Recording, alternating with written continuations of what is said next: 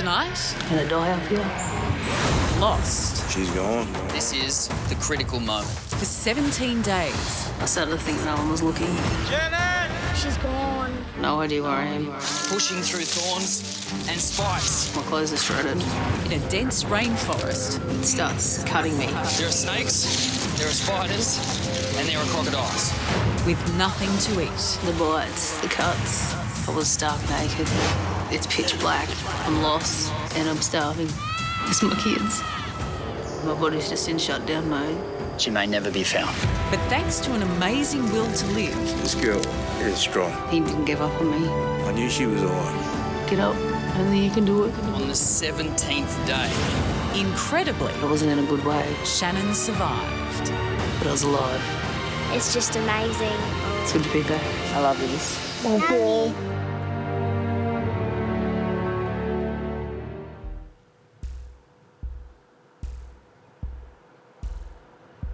wow, it's quite a beautiful spot.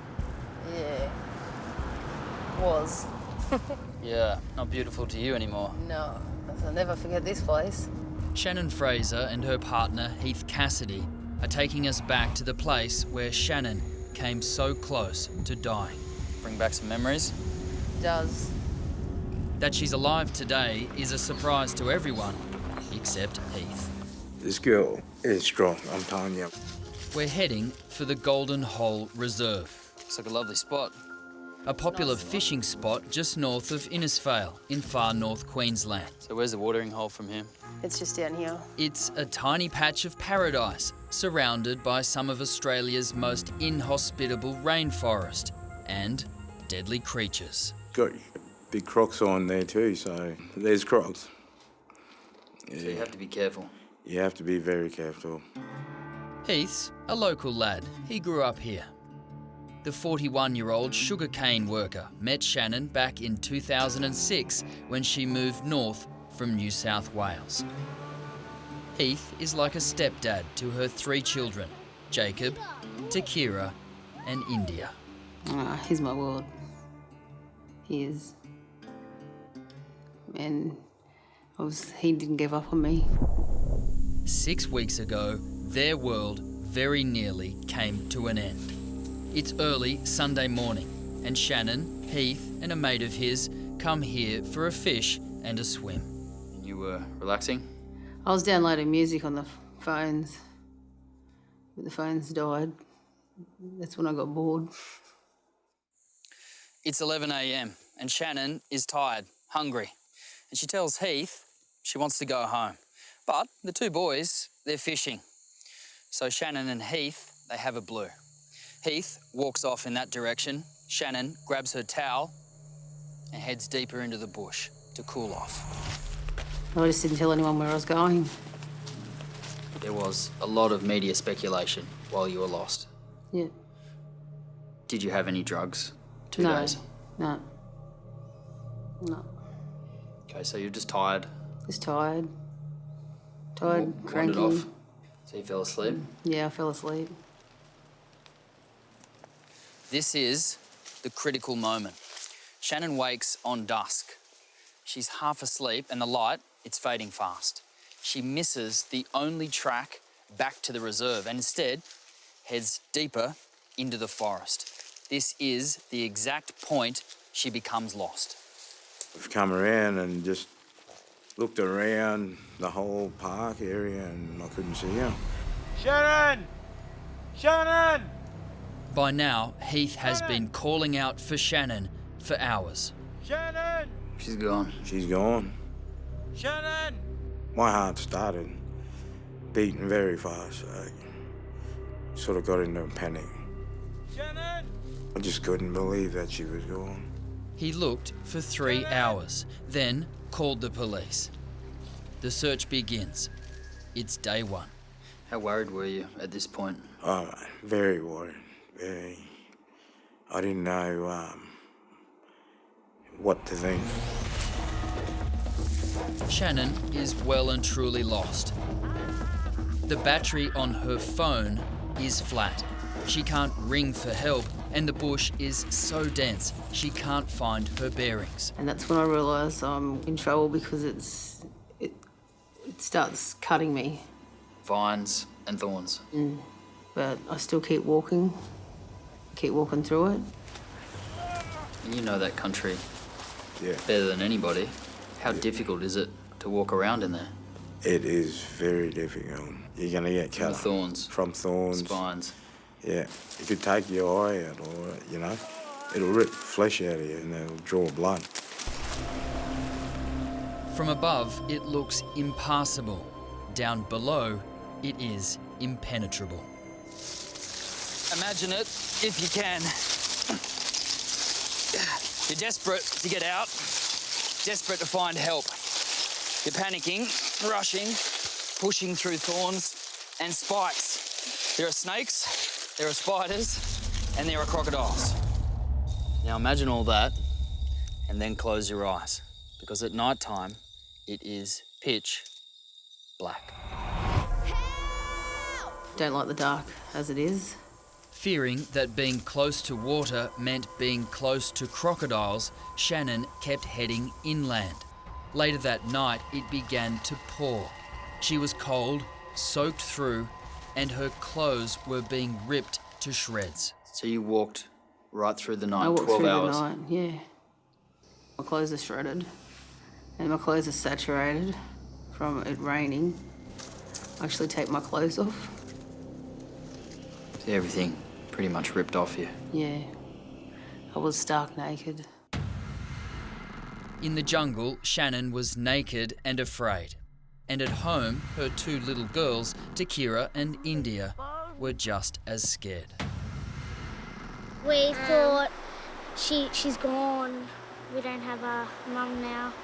Early next morning, her son Jacob was one of the first to help with the search for his mum. What can you tell me? What have you heard? I was heard Mum went missing, so I come down here with Heath and help look for her, but couldn't find her. As the crow flies, Shannon was closer than anyone realised. But in this dense and hostile jungle, she was a world away from help. The noise of the creek drowned out her cries and those of the search team. Do you have any idea where you are? I have no idea where I am. Everyone was saying, I was silly and I didn't know which way I was going. It's hard to tell. And then I'm distressed, I'm lost, I'm upset. He hasn't found me yet.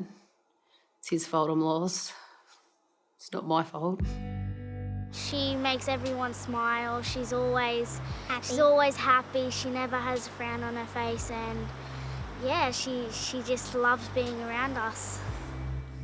Family means everything to Shannon. A big woman with a big heart. She was always hinting to Heath that they should get married. Tell me about the proposal. Oh, the proposal, yeah. 2 days before she vanished, it was Shannon who popped the question to Heath. I asked him because I was sick of waiting for him to ask me. So. Decided to take the initiative. Yes, I took the initiative. She said, I can't wait for you, Cassidy, so I'm proposing to you. So I said, okay. So what do you reckon? I was there, oh, yeah.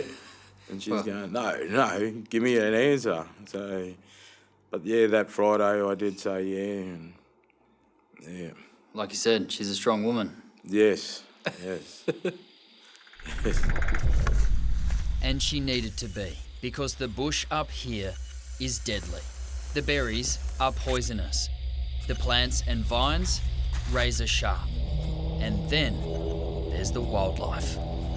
The March flies, they tortured me day in and day out, covered in bites from head to toe from them. Leeches were pretty bad. Giant cassowaries, spiders, venomous snakes, and big crocs. There are lots of things to be afraid of up here, but only one thing to be terrified of. They are in the waterways and they line the banks.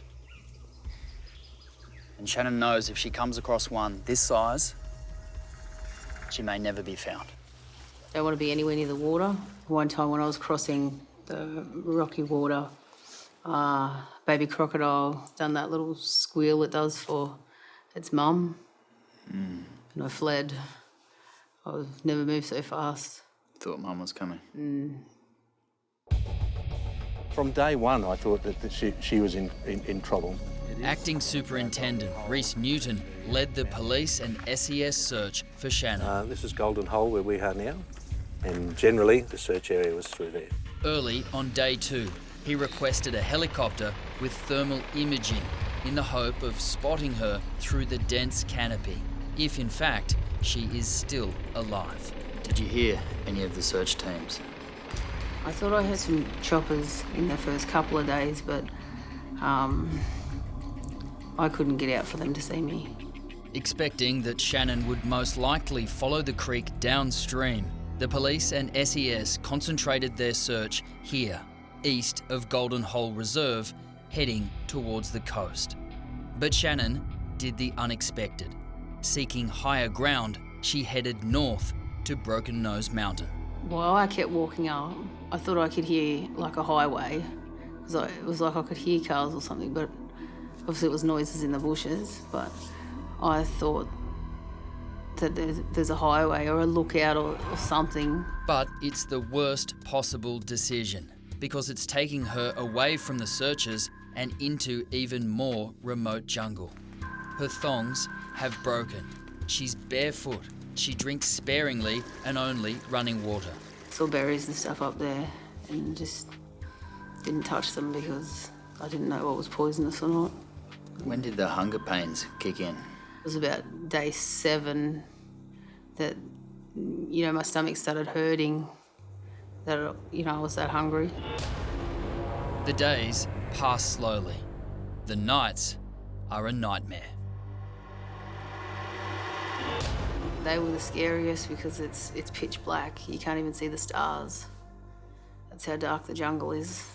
I don't know if they were rats or something, but there's always rustling in the bushes, and sometimes I'd be just that tired from walking every day that I would just try to fall asleep. I'd try to fall asleep just as the sun was going down, just so I didn't have to see the dark.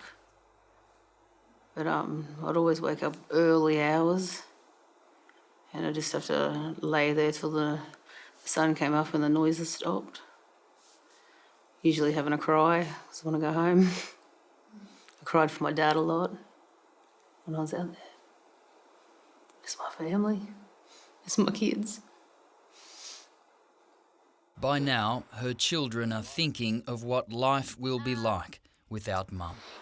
It was going to be a disaster because then we'll have to grow up without a mum, and she wouldn't be there to help us go through hard things, and if we ever had babies, she wouldn't be the grandmother for them if she had gone. And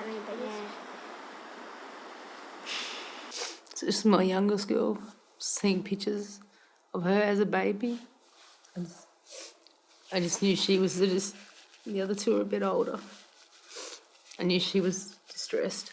I knew she'd be taking it the hardest that I hadn't come home. The other two kind of gang up on her. So me and her gang up on them. She's my baby. And, yeah. How concerned are you about Shannon's safety? I'm extremely concerned. I haven't seen her for a week now. 7 days after she vanished, Shannon's mother, Deirdre, fronts the media. For her, Shannon was no longer a missing persons case. And is it unusual for her not to have made contact with you? Oh, very unusual. She wouldn't leave her kids for this long. She'd contact me or her brother or someone. And she has her suspicions. It's only speculation at this point, but I think there's been foul play. Did her family think that you may have been involved in her disappearance? You could just feel that they pretty much thinking that way, that I've done something. How upsetting was that for you? Very upsetting. I was in and out of interviews with the police. What sort of questions were they asking you? What we did that night before, who we met, have she's got any enemies, have we got any enemies? I went along that creek, searching all back this area. That's where we thought she was. So people suspected you, Yeah. but you thought she was still alive. I thought she was still alive. Heath never gives up. Come around here at night time, shine their torches, singing out her name. Mostly all night. But I still knew him. Still didn't. He never stops looking. Did the police suspect him at any point? Everyone that had contact with him had no reason to doubt what Heath was telling us was the truth. Did a lot of soul searching. Still praying to get out and see my kids again. Little deals I'm making with God to let me out. Did you have any songs that were playing in your mind? Yes, I did. I don't know the name of it, but it's the walking through the desert with a horse with no name. Oh, God. I know, I hate it too. But that constantly came into my head when I was walking, so I guess now that's my theme song. Almost 2 weeks in, and Shannon makes the decision that will ultimately save her life. She decides to face her fear of crocs, return to the creek, and swim downstream. I get in the water and I kind of glide without kicking my legs. I just don't want to rattle the water up too much. Heath told me that it's like sound waves to them in the water.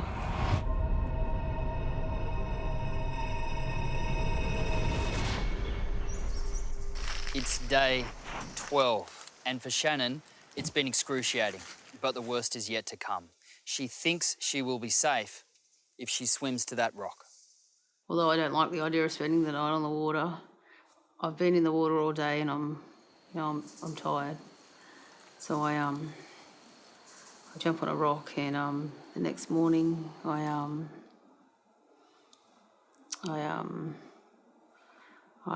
have my I'm menstruating, so therefore I now definitely do not want to get back in the water.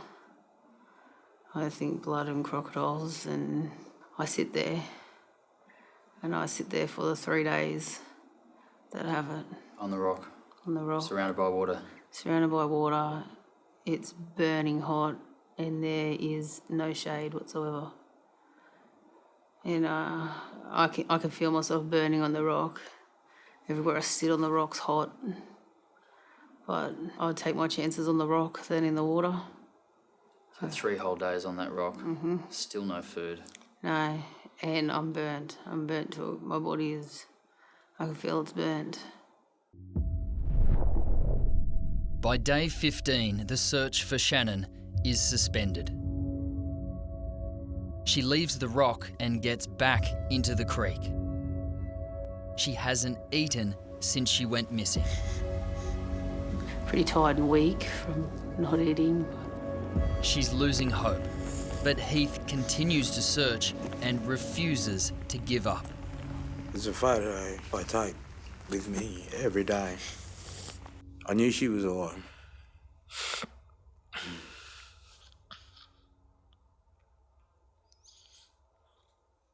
And I could feel it.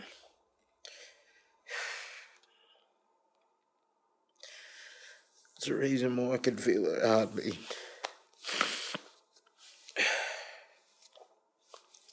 She's gonna end up in my heart. I think you should hold on to that. I will. You slept with the photo. Yeah, a few times. So I mean, I started creasing it. Was there a point when you thought it's too much? Actually, day 16, I sat down on the ground that morning and I said, stuff it. I can't be bothered. I'm not getting out. I'm gonna die up here. Something told me that, get up, only you can do it. And I got up and I walked all that day.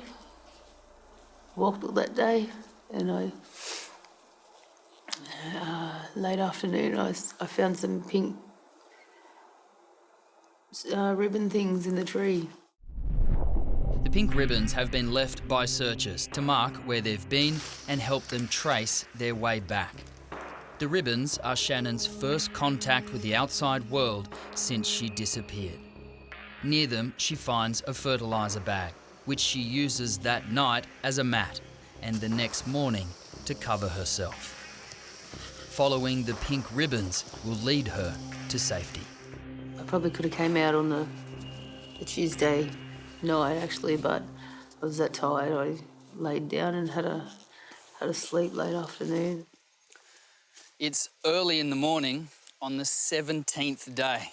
This is the very path that Shannon was walking when, for the first time since she was lost, she sees open space.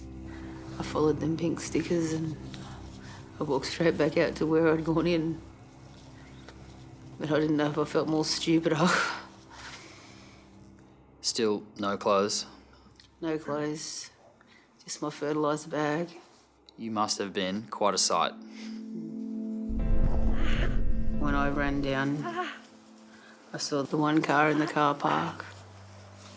But before I got to it, I stopped because I didn't want to scare the driver. Because I was quite the sight. And I did look like Jungle Jane. What did he do when he saw you? I yelled out, help me, help me. And he just opened his door and he just said, everybody's looking for you. You got to get in. Shannon's injuries are extensive. Her sunburn, horrific. She's taken to Innisfail Hospital where her family is waiting for her. They all come run over, but I started screaming, don't touch me, don't touch me.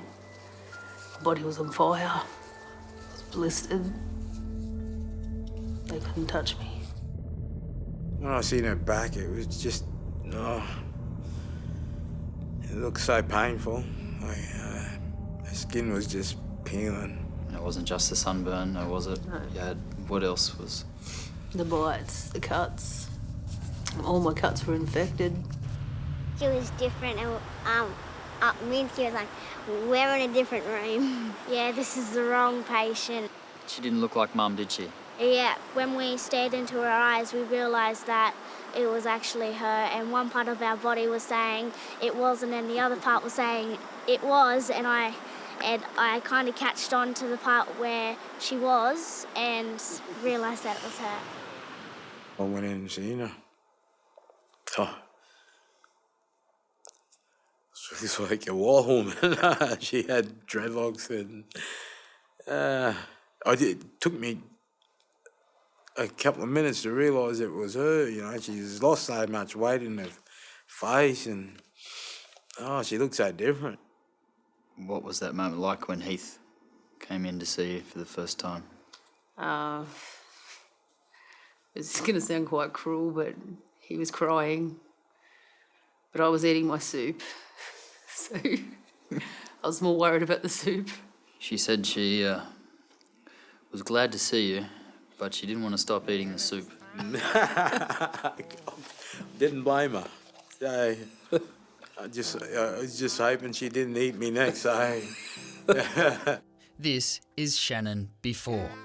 This is Shannon after. When I got to the hospital, they weighed me and they estimated I lost about 16.9 kilos in the 17 days. Yeah, I've got a lot of shards. Apart from her feet, Shannon is recovering well, though slowly. So these are still just the cuts, bruises? Yeah, bites, swelling from the infected cuts. I think it's time for you to head to the spa. Oh, I'm looking forward to it. Yeah, I bet you are. I can't wait to see what they can do with this hair, seeing as I've cut all my hair off.